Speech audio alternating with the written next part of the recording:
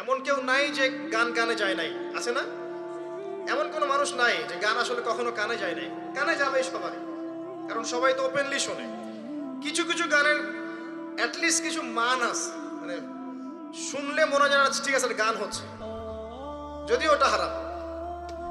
এখন যেগুলো প্লে হয় দেখবেন, এমন কিছু মিউজিক, এমন কিছু ধুমধারাক্কা, গানের কোনো জাতি না। শয়তান যে নাচছে ওর পাশে, কোনো কোনো কোনো কি বলবো আসলে, কোনো সন্দেহ নাই ওর পাশে শয়তান নাচছে। এমন এমন সাউন্ড, আর যদি যা বলেন ভাই সাউন্ডটা একটু কমায় দেন, পাশে আলেম আছে বা মসজিদ আছে বা নামাজ হচ্ছে, আরো জোরে দিবে সাউন্ড। এদেরকে সামাজিকভাবে প্রতিহত করা দরকার। এদের বিরক্তি এত বেড়ে গেছে, মাঝে মাঝে এমন কিছু দিবস আছে, দিবসগুলো গানের জ্বালা রাত্রে ঘুম হয় না। মুমিন বান্দা এশার নামাজ পড়ে ঘুমিয়ে যাবে, শেষ রাত্রে উঠবে, ও সারা রাত ঘুমই হবে না এই গানের জ্বালায়। বিয়ে হবে দেখবেন ধুম ধারাক্কা গান লাগিয়ে দিয়েছে। একদম একটা ফ্ল্যাটের মধ্যে 10টা পরিবার আছে, ওর কোনো খেয়ালই নাই, ও একাই পরিবার, ছাদের উপর যাবে, ধুম ধারাক্কা গান বাজাবে, মাশাআল্লাহ এই বরকত নিয়ে জীবন শুরু করছে। এই অভিশাপ নিয়ে জীবন শুরু করলে বৈবাহিক জীবন সুখী হবে? শয়তানের আনুগত্য দিয়ে জীবন শুরু করেছে। দেখবেন আবার দিয়ে এমন সময় অনেক কিছু কনসার্ট হয়, দেখবেন স্টেজে এমন ভাবে নাচানাচি করে মনে শুয়োর আর বারণ নাচছে। হ্যাঁ, হাদিসে এই শব্দ এসেছে, আমার উপর রাগ করবেন না। নবী সাল্লাল্লাহু আলাইহি ওয়াসাল্লাম বলেছেন, যারা এই উম্মতের মধ্যে মাদককে হালাল করে নিবে, বাদ্যযন্ত্রকে হালাল করে নিবে, এবং যারা নর্তকী নাচাবে এবং মিউজিক্যাল ইনস্ট্রুমেন্টের সাথে এদের গভীর সম্পর্ক থাকবে, একদিন সকালে আল্লাহ পাক এদেরকে বানর আর শুয়োর বানিয়ে দিবেন। একদম টাটকা হাদিস, আখিরুজ্জামানের হাদিস। পড়ে দেখেন, আলেম ওলামাকে জিজ্ঞাসা করেন, হাদিসটা না থাকলে আমার নাম বদলায় ফেলাবো। এই হাদিসও আছে। এটা কি ফিজিক্যালি হবে? আমার কাছে মনে হয় না ফিজিক্যালি হবে, আল্লাহু আ'লাম, আল্লাহ ভালো জানেন। আমার কাছে মনে হয় না যে ফিজিক্যালি হয়তো বা হবে না, ইন্টারনালি তারা বানর আর শুয়োরের মতো হয়ে গেছে, আমার কাছে তাই মনে হয়। ভিতর থেকে স্বভাবগতভাবে দেখবেন বানর আর শুয়োরের মতো করছে। তো কি করবেন? এখানে ঈমান নিয়ে আপনি চলবেন কি? নূর কি জিনিস বোঝাতে গিয়ে আপনাকে এই কথাগুলো বললাম। আপনি 10টা দিন ইতিকাফ করে তারপরে এই পরিবেশে যান, আপনি আল্লাহর নূর নিজেই বুঝতে পারবেন, আল্লাহর নূর কি জিনিস, আধ্যাত্মিকত্ব কি জিনিস।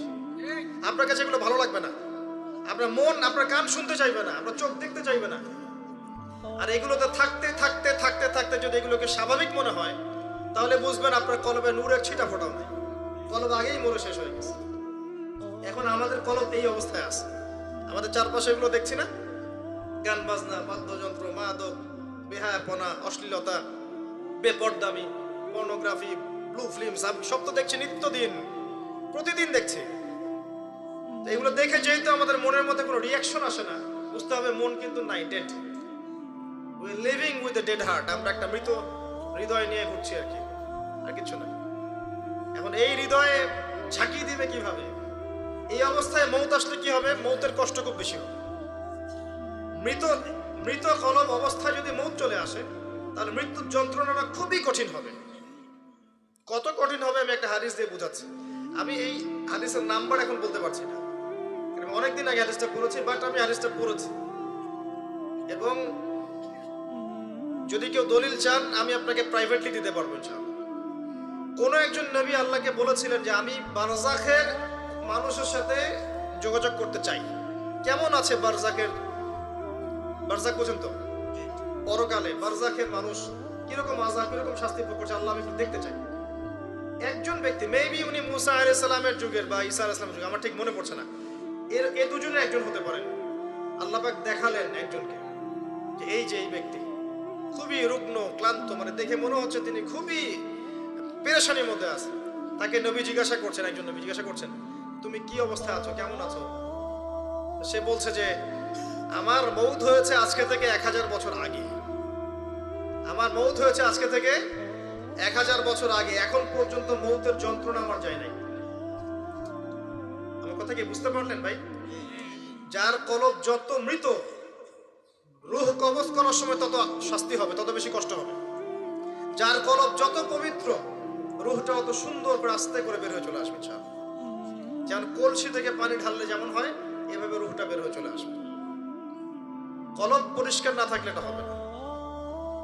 এগুলো আধ্যাত্মিক মারেফতি কথা নয় কিন্তু বিষয়টা। এই যে আমরা অনেকে আবার এগুলোকে বানিয়ে দিয়েছি পীর মুর্দি, তাই না?